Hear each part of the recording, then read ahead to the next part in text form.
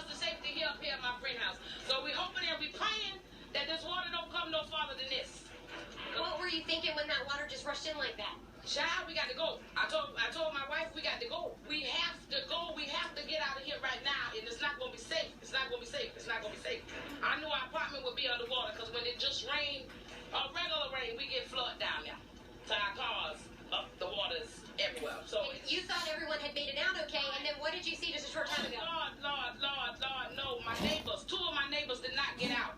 And as it was flooding, he had to stand on this lady Cadillac to get safety, and it took them a while to get them. I didn't know if they was ever going to get them, but they got the rowboat, the motorboat down there and saved the lady and that man. And they had to go around here and get some kids, too. I heard they had to kick out some windows to get children from around the other corner around there.